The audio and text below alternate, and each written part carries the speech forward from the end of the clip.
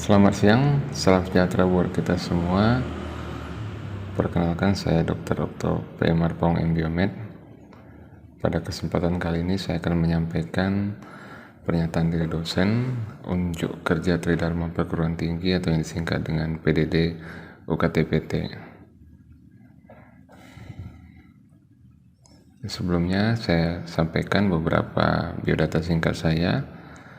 EDN 0110108303, tempat dan tanggal lahir saya Medan 10 Oktober 1983, pendidikan formal profesi dokter di Fakultas Kedokteran Sumatera Utara, tamat tahun 2007, kemudian S2 Biomedik di FK Universitas Sumatera Utara, tamat tahun 2013, tanggal menjadi dosen atau TMMD 1 Juli 2015, institusi bekerja Universitas AKBP Nomensen Medan di Fakultas Kedokteran, program studi pendidikan dokter. Kali ini saya akan menyampaikan tentang satuan acara perkuliahan yang berada di blok Basic Biology of Cell, blok 2, dengan mata kuliah farmakologi. Jadi selama satu blok mata kuliah farmakologi itu ada 6 kali 50 menit kuliah.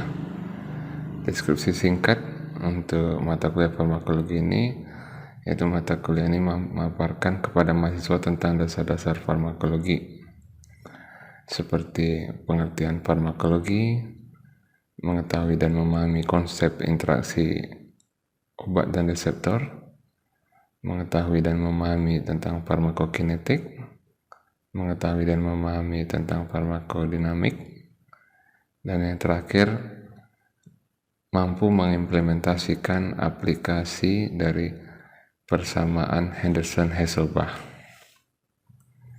Di sini ada rincian materi pembelajaran berupa materi pokok tadi dan submateri pokok. Bisa kita lihat. Nah, metode pembelajaran yang saya gunakan itu adalah metode pembelajaran sinkronos dengan menggunakan Zoom, dengan metode pembelajaran kognitif. Ada beberapa poin yang saya kembangkan di sini. Yang pertama, mahasiswa dibebaskan untuk mengajukan pertanyaan ketika dosen itu menjelaskan. Jadi selalu saya menjelaskan ke mahasiswa bahwasannya mereka diberikan kebebasan untuk mengajukan pertanyaan ketika saya sedang menjelaskan, tentunya dengan melakukan interupsi yang sopan. Jadi mahasiswa itu bebas bertanya, dan saat itu juga saya akan berusaha untuk menjelaskan. Jadi ketidaktahuan atau ketidakpahaman mahasiswa itu akan langsung dapat kita jelaskan dengan segera. Yang selanjutnya itu pada beberapa tahapan atau pada beberapa bagian itu saya selalu menanyakan kepada mahasiswa tentang pemahaman yang dipunyai mahasiswa. Jadi saya selalu monitor apakah mahasiswa itu paham terhadap apa yang telah saya jelaskan, dan selalu saya pancing mahasiswa agar memberikan pertanyaan dan mengajak diskusi bersama, dan diakhiri dengan pemberian post-test berupa soal melalui Google Form. Jadi itu perangkat lunak yang saya gunakan. Itu ada beberapa ebook, ada Kazung, Medical Pharmacology at a Glance, kemudian ada Color Atlas of Pharmacology, tentunya saya menggunakan PowerPoint, dan ada soal post test pada Google Form. Dan itu semuanya pada masa sekarang ini kita bertemu dengan media online, yaitu Zoom. Perangkat keras itu bisa menggunakan laptop ataupun handphone. Nah, jadi yang saya tekankan di sini adalah interaksi yang tetap terjalin antara dosen dan mahasiswa, dan saya sebagai dosen harus menciptakan suatu kondisi di mana mahasiswa itu tidak segan untuk memberikan pertanyaan atau bahkan berdiskusi dengan saya sebagai dosennya. Dan ini harus kita sampaikan berulang-ulang agar mahasiswa itu terbiasa dan terbudaya untuk bertanya. Kita selalu menanyakan dan memberi kesempatan kepada mahasiswa untuk bertanya atau menyampaikan ketika ada sesuatu yang saya sampaikan itu kurang jelas atau saya perlu mengulangi materi yang dirasa mahasiswa masih kurang bisa dimengerti. Jadi terkadang satu materi itu atau ada satu subtopik bisa saya ulangi sampai beberapa kali sampai mahasiswa benar-benar paham, dan itu kita tanyakan kembali ke mahasiswa apakah masih ada yang patut dipertanyakan atau ada yang masih belum dimengerti. Jadi tujuan saya sebenarnya supaya CPMK itu benar-benar tercapai dan mahasiswa itu benar-benar paham.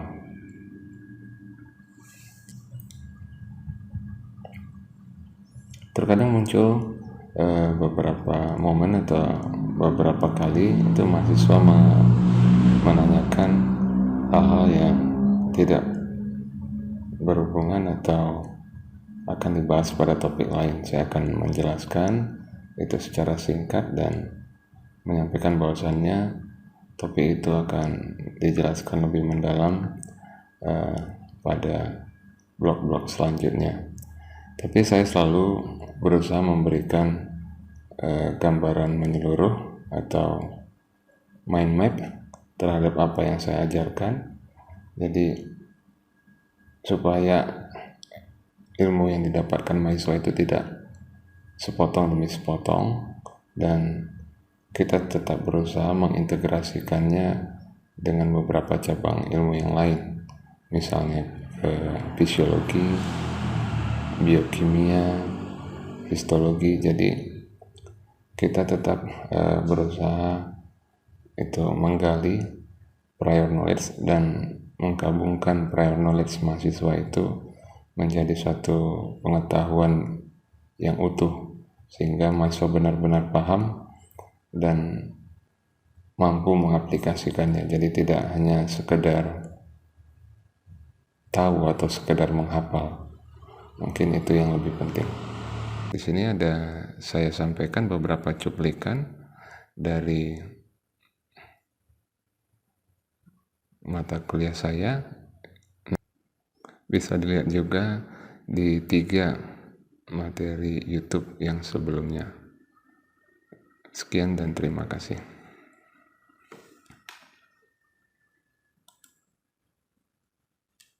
Ya. Jadi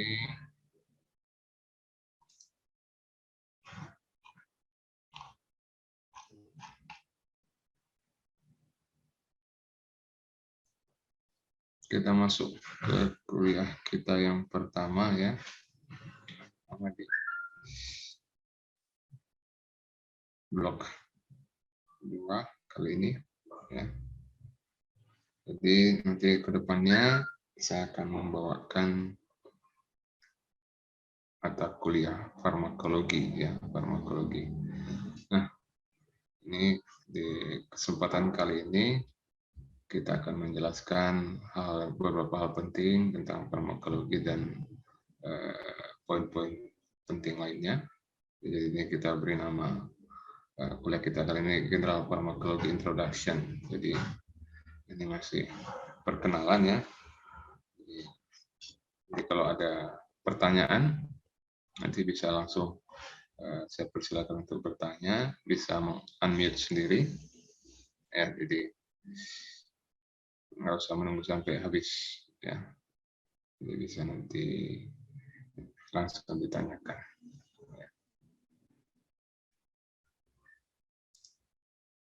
Oke. Nah, farmakologi. Jadi kalau dari kata farmakologi ini bisa kita artikan sebenarnya secara sederhana adalah suatu cabang ilmu dari kedokteran yang mempelajari tentang zat kimia. Ya. Dalam hal ini adalah obat. Ya. Dalam hal ini adalah obat. Secara garis besar ada dua hal yang dibahas dalam farmakologi. Yang pertama itu bagaimana pengaruh tubuh kita terhadap obat. Ya. Yang kedua, bagaimana obat mempengaruhi tubuh kita. Ya, itu nanti akan kita jelaskan panjang lebar. Nah, untuk pelengkapnya yang lain itu termasuk sejarah, sumber, sifat kimia fisika, efek fisiologi biokimia, mekanisme kerja atau mechanism of action, absorpsi, distribusi, biotransformasi, ekspresi, dan penggunaannya. Jadi dengan kata lain itu dari penggunaan obat atau administrasi obat sampai muncul efek, ya, bisa efek samping, efek terapi, dan sebagainya. Jadi sedangkan kalau farmasi, ya, farmasi itu dipelajari di khusus fakultas farmasi, nanti dia lulusannya jadi apoteker, itu lebih mempelajari obat dilihat dari cara membuatnya. Jadi bagaimana di pabrik membuat formulasinya, penyimpanannya itu bagaimana supaya dia tidak rusak, ya kan? Kemudian cara preparasinya itu bagaimana. Nah, ini kerjanya apoteker. Walaupun nanti ada beberapa titik itu kita beririsan, ya, beririsan antara kompetensi atau skill dari dokter umum dan apoteker itu sendiri. Nah, ini ada beberapa cabang ilmu, ya, beberapa cabang ilmu, manfaat dan beban yang diberikan. Serta yang terbaru ada farmakoepidemiologi. Nah, jadi itu farmakologi, ya. Jadi farmakon dan logos, ya. Jadi farmakon itu artinya obat, ya. Logos ilmu, ya. Jadi itu rasional, ya. Jadi secara umum tadi seperti kita sampaikan, farmakologi itu adalah ilmu yang mempelajari tentang kerja obat pada sistem tubuh yang hidup. Dalam hal ini sistem tubuh yang hidup itu adalah manusia. Jadi kita hanya mempelajari farmakologi pada obat-obat manusia. Walaupun nanti beberapa pada farmakologi eksperimental dan lain-lain itu kita pelajari juga pada hewan coba. Tapi yang kompetensi dokter umum itu terutama untuk mempelajari mekanismenya pada tubuh manusia.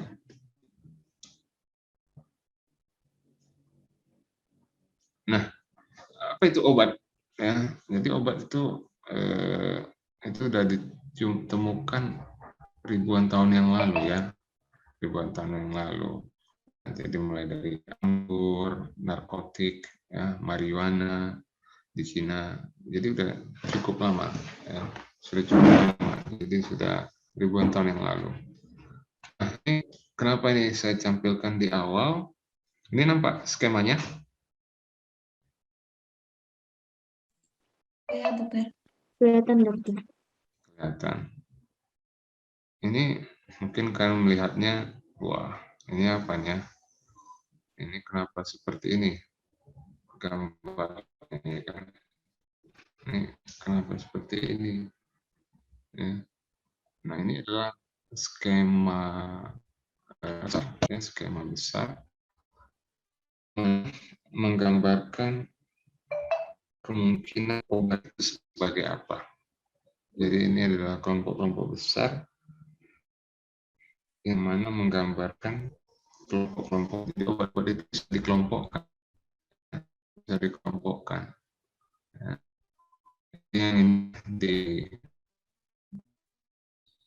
kiri atas kotak berwarna biru, ya kan?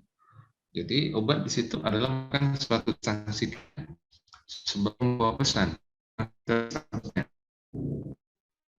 transmitter substance. Contohnya apa? Acetylcholine, norepinephrine, ya, dopamin, ya, serotonin, GABA, dan glutamat. Ya. Jadi ini semua merupakan suatu molekul fisiologis, ya, molekul fisiologis yang secara normal itu dilepaskan dan diproduksi oleh tubuh kita. Ya. Itu acetylcholine, itu merupakan suatu neurotransmitter yang dilepaskan oleh susunan saraf parasimpatis. Begitu juga norepinefrin, itu merupakan suatu neurotransmitter yang dilepaskan susunan saraf simpatik, ya, serta dopamin. Ya. Dopamin juga simpatik, serotonin, GABA, dan glutamat. Ini semua ada bentuk analognya, di mana itu kita sebut sebagai obat. Ya. Jadi misalnya apa? Jadi ada molekul yang analog yang sama bentuknya dengan norepinefrin. Jadi norepinefrin. Jadi ada obat namanya norepinefrin, itu tersedia dalam bentuk sediaan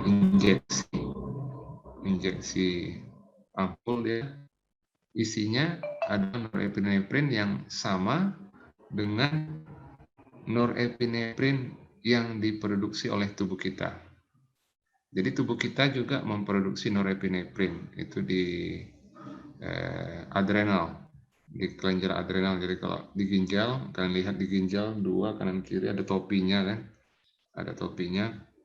Topinya itu namanya kelenjar adrenal. Itu fungsinya salah satu menghasilkan dari norepinefrin, ya, ya. Epi artinya di atas, nefron ginjal. Jadi sebenarnya namanya sudah menggambarkan di mana dia diproduksi. Ada juga beberapa obat yang kotak berwarna orange yang di tengah itu menghambat inaktivasi dari transmitter, ya, bisa menghambat uptake ini ambilan, ya, bisa menghambat enzim. Bisa juga beberapa obat itu termasuk penghambat enzim seperti asetylcholinesterase, HMG-CoA reduktase, dan berbagai enzim lainnya.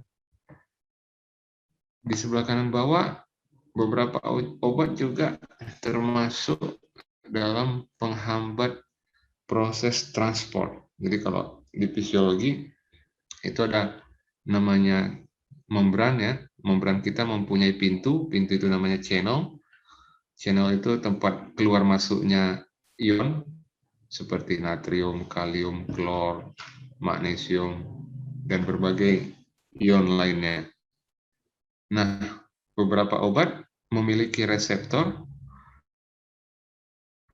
yang terletak, ya, kemudian ketemu reseptornya, kemudian mengalami metabolisme, ya, selanjutnya dibuang, dikeluarkan dari dalam tubuh. Itu semuanya adalah farmakokinetik.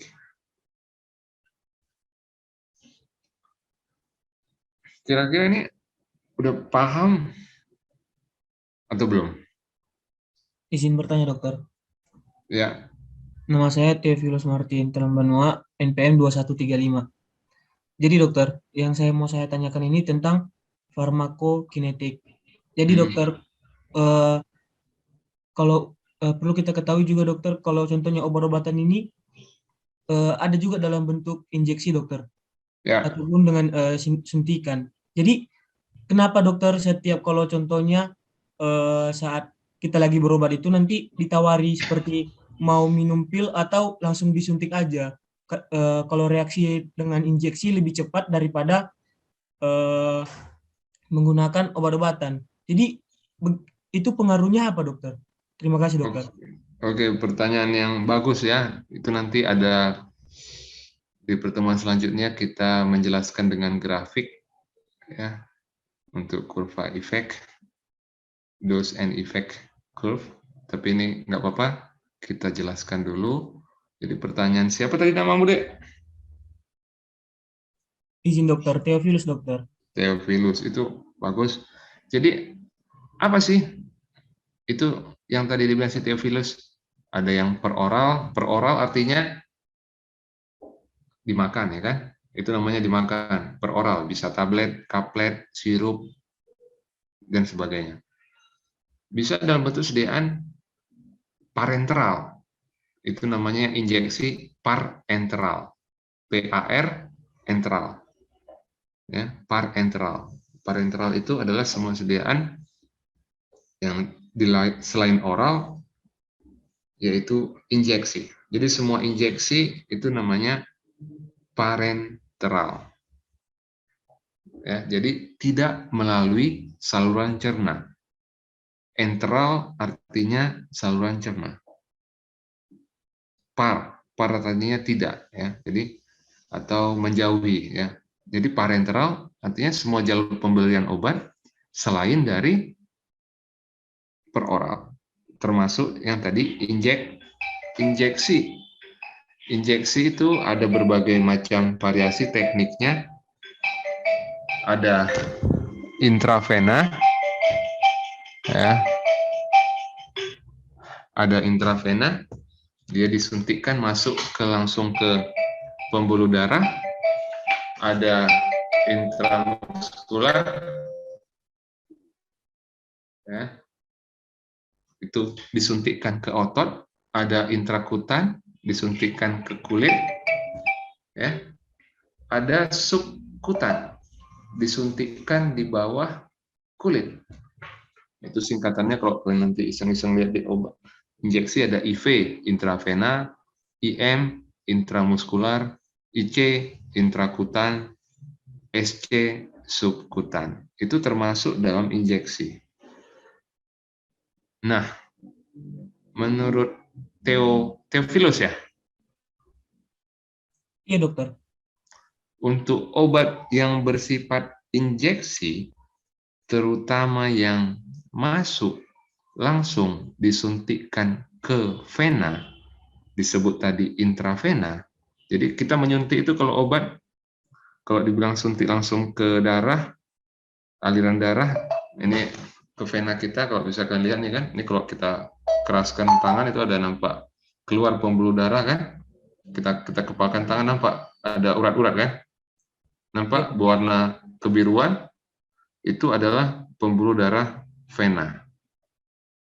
Vena itu tempat orang memasang infus, mengambil darah, menyuntik obat dan sebagainya.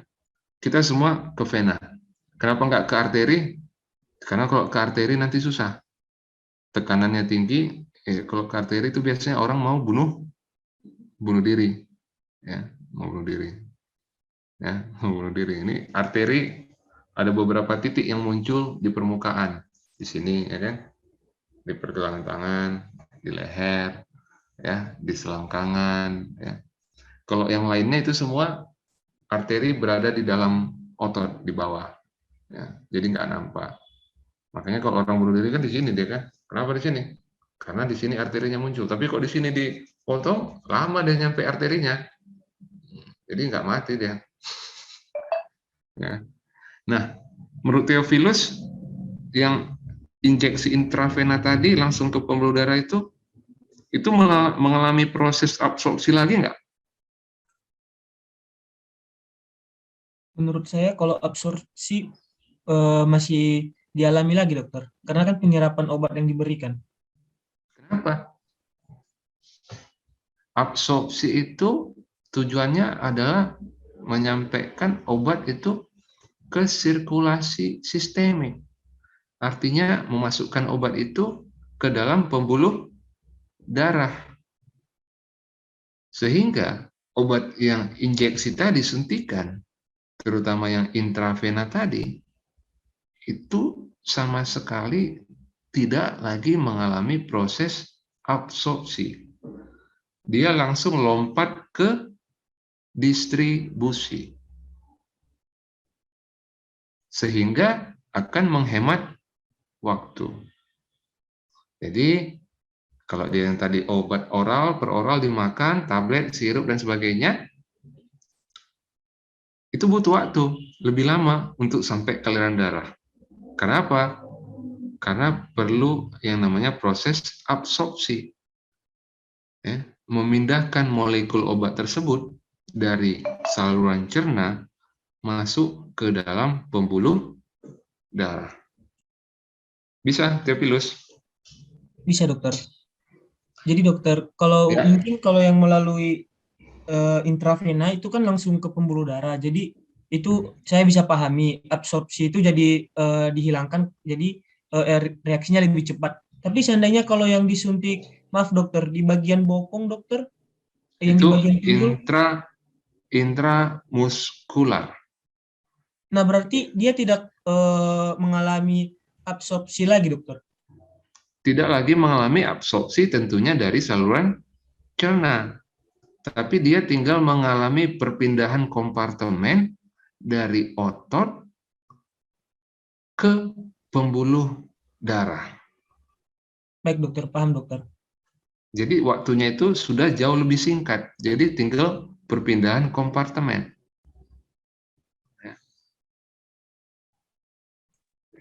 Baik dokter, terima kasih dokter. Ya. Oke. Namun ini yang saya sampaikan ini yang bersifat general ya, umum. Namun itu tetap ada beberapa nanti pengecualian. Misalnya ada bentuk sediaan obat per oral ya yang bisa hampir sama cepat dengan sediaan injeksi tadi. Apa nama bentuk sediaan obatnya? Sediaan sublingual. Sublingual. Sub artinya apa? Sub artinya di bawah. Jadi untuk kalian itu coba nanti, ini pasti banyak nih, semua mata kuliah itu pasti banyak unfamiliar term. Jadi banyak kata-kata baru yang belum tahu artinya, itu setiap ada kata baru coba dari etimologinya cari. Misalnya kan frase per frase itu artinya apa? Ya kan? Frase per frase itu artinya apa? Jadi sub artinya di bawah. Epi artinya apa? Di atas. Nah, seperti atau yang biru. Yang mana lebih berpotensi? Abu-abu dokter. Abu-abu ya. Sehingga kesimpulannya potensi obat X lebih besar dibanding obat Y. Ya. Oke, kita lanjut lagi yang tadi. Yang kedua, dari kurva logaritma konsentrasi obat dan intensitas efek yang bisa kita nilai adalah efikasi. Efikasi ini dilihat pada sumbu Y-nya ya. Seberapa tinggi dia sumbu Y-nya. Nah, efikasi ini merupakan respon maksimal yang dapat ditimbulkan obat. Jadi ingat, respon maksimal yang dapat ditimbulkan obat. Artinya apa? Ketika suatu obat sudah mencapai respon maksimumnya, kita berikan sebanyak apapun obat tersebut, itu tidak akan menambahkan efek lagi. Ya, jadi ketika suatu obat itu sudah menghasilkan respon maksimum atau efek maksimal, mau kita tambahkan sebanyak apapun obat itu tidak akan menimbulkan efek. Tidak akan menambah efek. Jadi itu seperti ini. Nah ini, efikasi. Nah ini ada dua obat juga, ada obat X dan obat Y. Mana yang lebih tinggi pada sumbu Y-nya? Obat X atau obat Y? Obat X. Obat X. Artinya di sini obat X bisa menghasilkan efek maksimum yang lebih tinggi dibandingkan obat Y. Ya. Kalau yang ini tadi contohnya, contoh yang pertama tadi ini, bagaimana dengan potensi obat X dan obat Y di grafik yang A ini, yang pertama. Bagaimana efikasinya? Efikasi obat X dan obat Y pada bisa menembus masuk kemarin. Menembus masuk. Ya. Kenapa dia perlu menembus masuk? Karena untuk proses absorpsi, dia perlu mampu menembus membran sel di dinding usus, ya kan? Dia perlu menembus dinding sel di usus, membran sel di usus. Dan membran selnya itu sama, seperti ini juga. Jadi setiap obat yang mau diabsorpsi, itu harus menembus membran sel. Kalau dia tidak berhasil menembus membran sel, artinya ini akan tidak diabsorpsi. Nggak bisa masuk. Itu simpelnya. Ya, itu yang garis besar yang harus kalian pahami. Jadi yang merah ini, nggak bisa masuk, mantul dia kan. Kalau yang biru, masuk ke dalam, jadi pindah dia ke dalam bisa. Ya. Jadi molekul yang tidak bermuatan, molekul yang tidak dalam keadaan terionisasi atau non-ionized, molekul yang dalam kondisi lipid soluble atau lipofilik itu mampu menembus membran sel.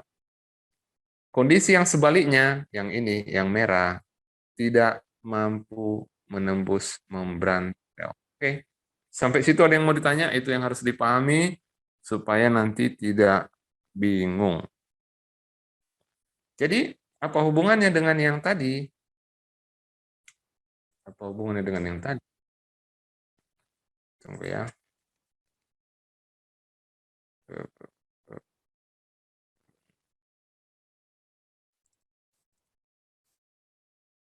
Apa hubungannya dengan yang tadi? Nah, jadi kan pada proses absorpsi, tadi dia sifatnya pasti lipofilik, ya kan? Supaya dia mampu menembus membran sel. NPM 2147 ingin bertanya mengenai pengekskresian obat dalam sistem ekskresi. Saat kita buang air kecil itu, Dok, mau nanti air urin kita itu menjadi berwarna kuning dan berbau obat dikit, Dok. Itu kenapa, Dok? Ya itu tadi. Molekul obat tadi dikeluarkan dari situ. Dan dia berwarna juga, Dok. Iya, itu warna tergantung ya. Tergantung. Tapi kalau cairan tubuh diperbanyak, artinya konsentrasinya akan turun, itu warnanya akan berkurang kekuningannya. Tapi yang pasti, obat yang kamu makan tadi, misalnya paracetamol tadi 500 mg, misalnya yang masuk 400 mg, ya kan? 100 mg langsung keluar jadi feses ya, tidak diserap ya kan?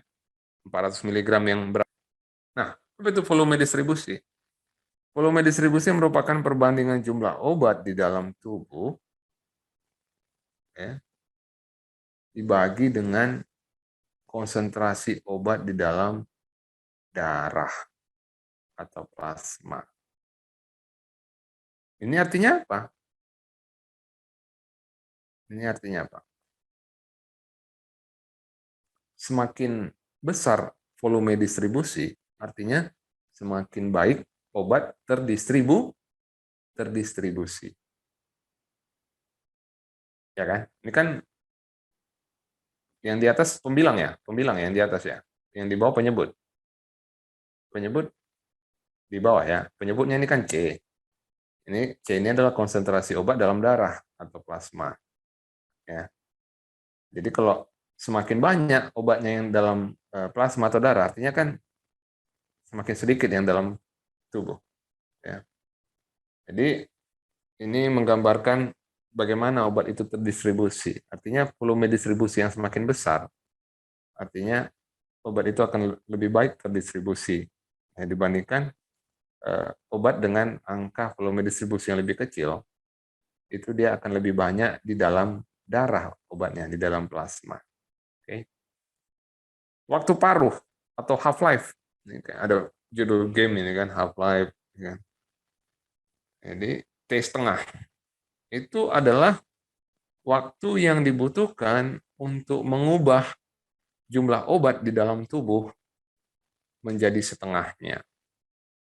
Tentunya melalui proses eliminasi. Ke yang selanjutnya, yang tadi. Jadi, yang saya jelaskan ini tadi, siapa yang masih belum mengerti?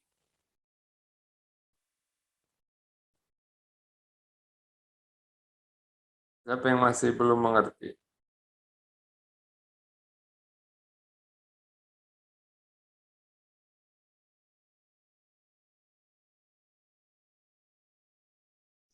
Atau masih bingung?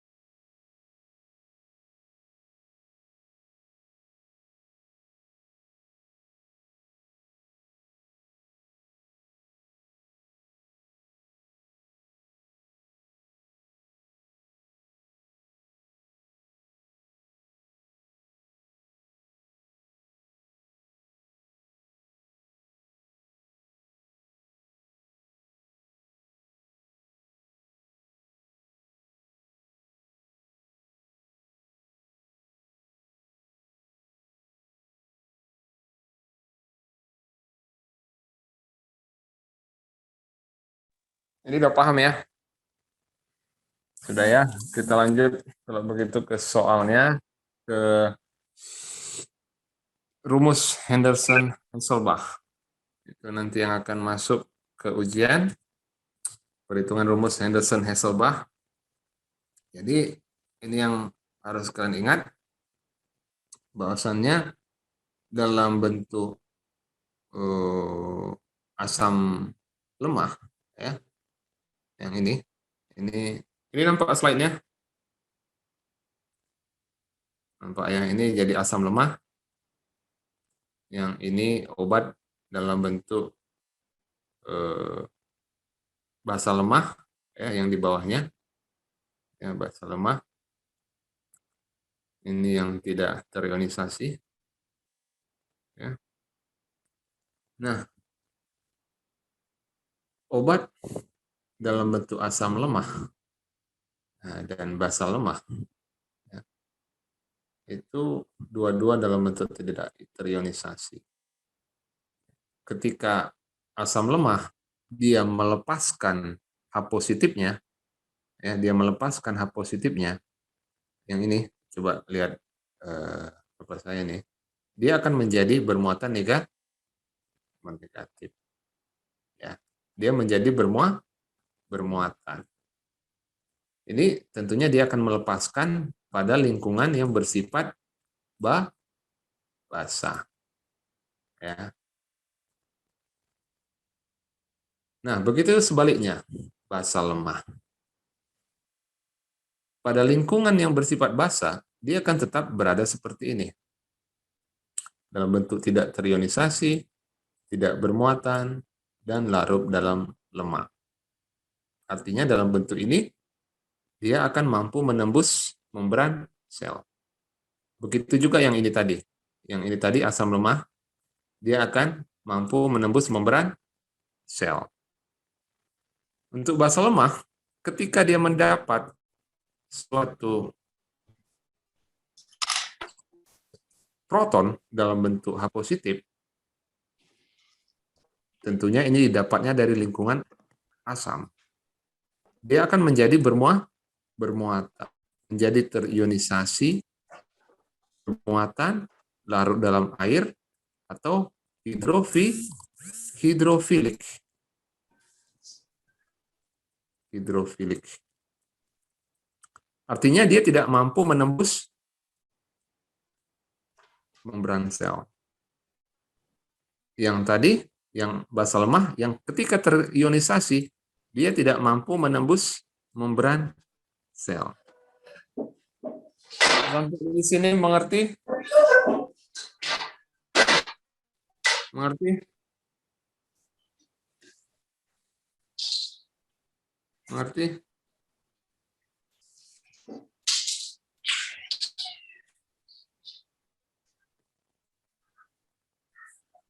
Ada yang nggak mengerti?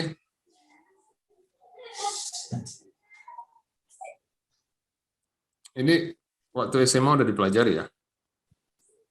Dia Adriana Meliani. Ya dokter. Waktu SMA ini udah dipelajari ini kan? Iya udah di kimia dokter. Oke, jadi tentunya semua ini paham ya. Tapi nanti yang mau kita contohkan adalah penerapannya dalam melihat absorpsi suatu obat. Ya, jadi ini diingat tadi ya, udah paham ya. Oke, kita lanjut. Nah, ini kita masuk ke inti dari topik kita yang terakhir. Mungkin ini sekitar 15 menit lagi atau 20 menit lagi akan selesai. Nanti ada 3 contoh soal.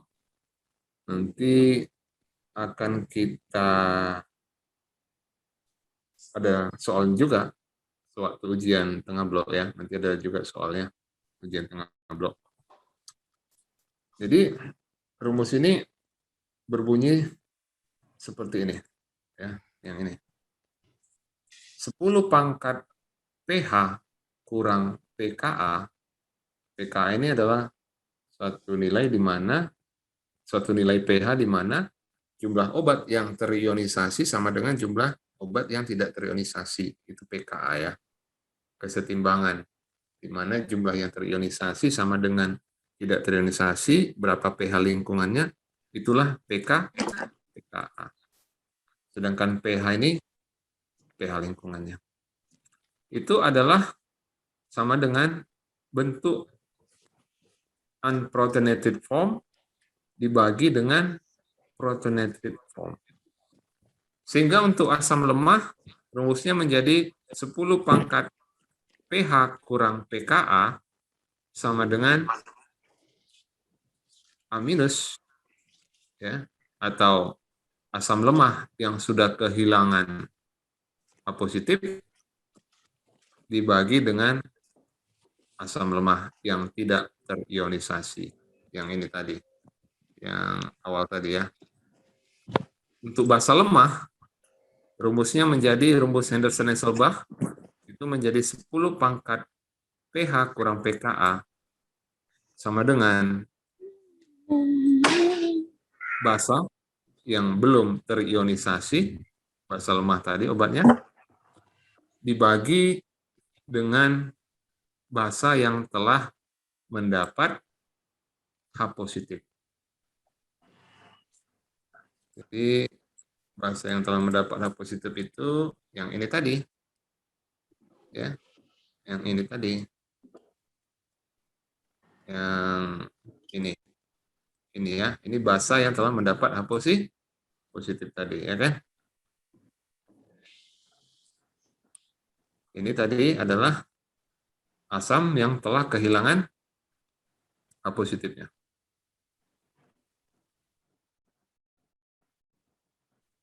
Oke. Sampai di sini mengerti rumus ini? Sebelum kita masuk ke soal. Jadi ingat, rumus ini diingat, rumusnya yang ini.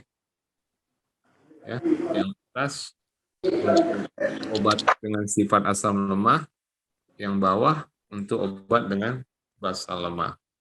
Tujuan rumus ini apa?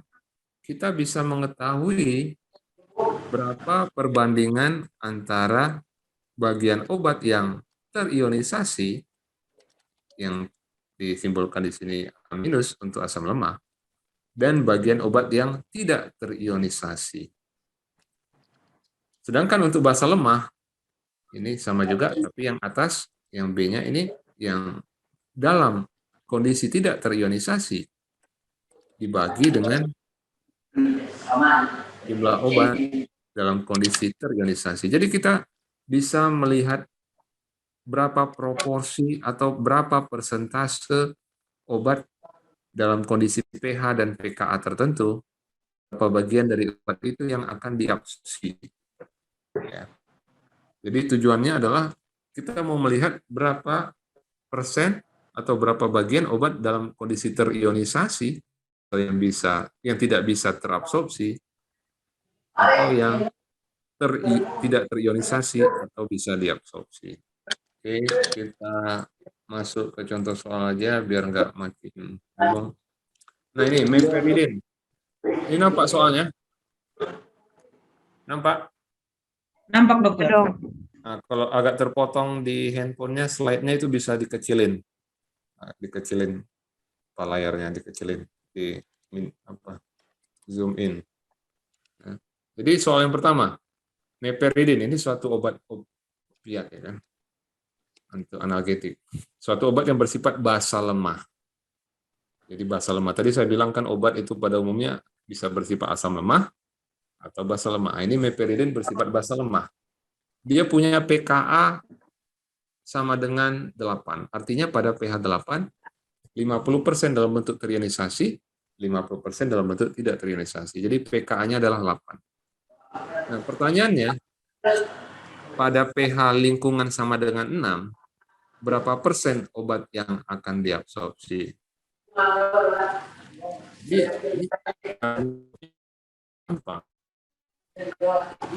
Berapa persen yang diabsorpsi? Artinya obatnya, dia menanya obat yang dalam jumlah yang terionisasi atau tidak? Cynthia.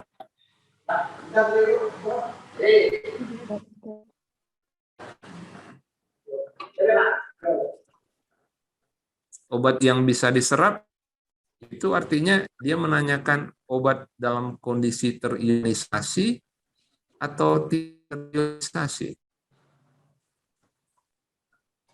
Tidak terionisasi, Dok. Ya, betul. Ingat ya, tidak terionisasi.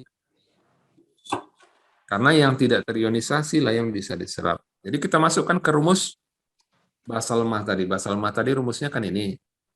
B per BH positif ya. Nah, di pH kurang pKa. Jadi 10 pangkat pH-nya 6. Ya kan? Mana ini ya. Jadi ini ya.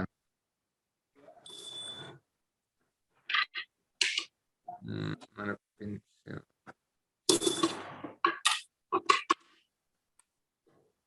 Nih. Jadi ini rumusnya, rumus yang perlu kalian ingat yang ini untuk yang basa lemah. Jadi masukkan nilai pH dan pKa-nya, jadi 10 pangkat 6 kurang 8. 6 kurang 8 sama dengan 2. Minus 2 ya, 6 kurang 8 minus 2. Jadi 10 pangkat minus 2 itu sama dengan bentuk yang non-ionized dibagi yang terionisasi. 10 pangkat minus 2 itu 10 pangkat 2 atau 1/100 sama dengan B per BH positif. Ya. B ini yang tidak terionisasi, yang ini yang terionisasi. Jadi kalau menurut perbandingan ini total obatnya ada berapa antara yang tidak terionisasi ditambahkan yang terionisasi. Jumlahnya adalah 1 ditambah 100. Jadi jumlah obatnya adalah 101.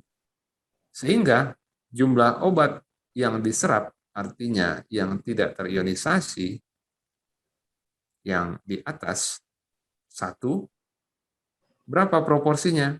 1 per jumlah keseluruhan obat, yaitu 101. 1/101 kali 100% sama dengan 0,99% sama dengan 1%. Artinya dari 100% obat yang dikonsumsi itu hanya 1% yang akan berhasil diserap. Pada kondisi pH lingkungan sama dengan 6. Gimana cara untuk meningkatkan ini? Tentunya dengan cara menaikkan pH supaya pH-nya tidak asam. Jadi ini membuktikan bahwasannya, ini suara saya jelas, Dek? Jelas, dokter. Ini membuktikan bahwasannya pada obat yang bersifat basa lemah, pada pH yang bersifat asam, akan sedikit diabsorpsi karena lebih banyak yang terionisasi. Yang terionisasi hampir 99%. Bisa? Paham? Jadi nanti di soal ujiannya akan ada soal seperti ini. Ya. Dia diketahui obatnya bersifat apa? Asam atau basa lemah. Kemudian pKa-nya berapa? Kemudian pH-nya berapa? Kemudian ditanyakan berapa yang bisa diabsorpsi. Cara mengerjakan tentunya dengan menggunakan rumus Henderson-Hasselbalch untuk yang basa lemah. Oke?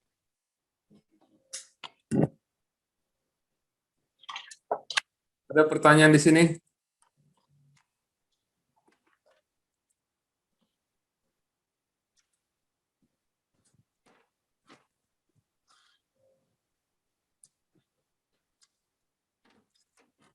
Ada? Ingat, untuk rumus ini, untuk asam dan basa itu berbeda antara yang terionisasi dan yang tidak terionisasi. Kalau pada asam, yang terionisasi adalah pembilang. Kalau pada basa, yang terionisasi adalah yang penyebut. Paham?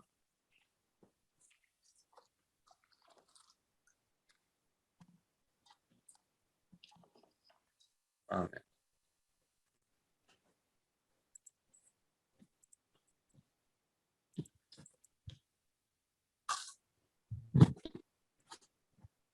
Bisa ya? Oke, kita lanjut ke soal nomor 2.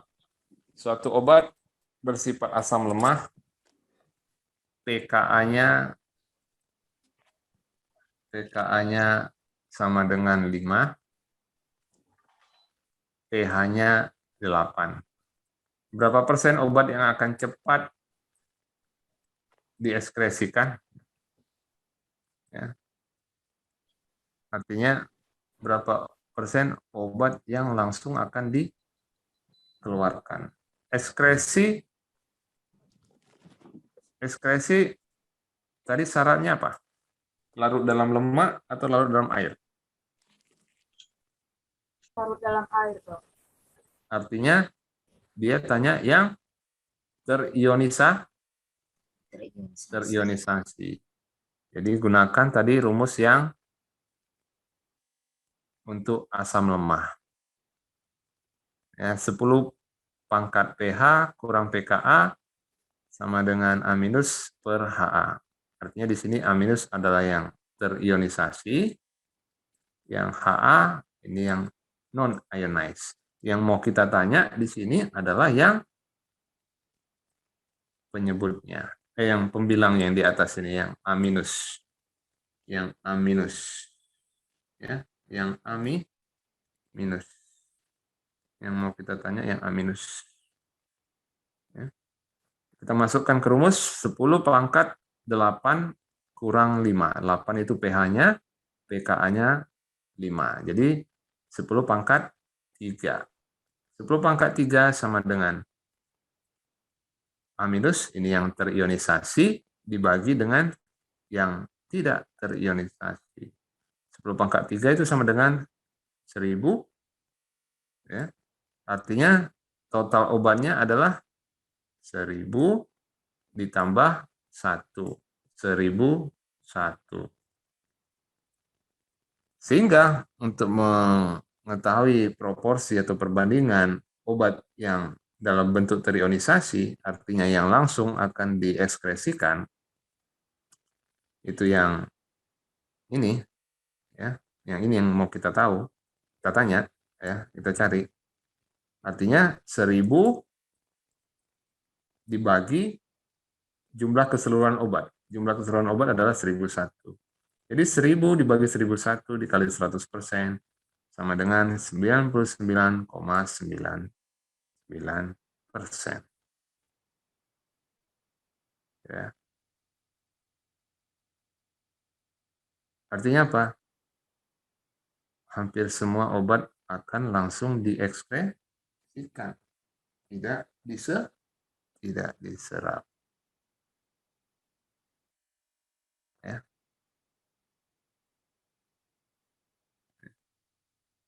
Karena dia asam lemah, berada pada lingkungan basah. Dan pKa-nya 5. Artinya kalau pKa ini menunjukkan pada pH 5, itu 50% obat dalam bentuk terionisasi, 50% obat dalam bentuk tidak terionisasi.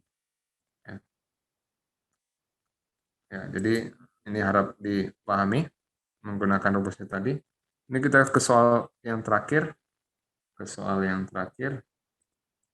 Sebelum kita akhiri, soal yang ketiga. Ya. Ampicillin, asam lemah. Ya, asam lemah. pKa-nya 2,5. Ini pKa ini itu ketentuan dari obat, ya. Jadi obat ini pKa-nya 2,5. Itu tentu didapati dari hasil pengukuran. Ya. Didapati dari hasil pengukuran. Jadi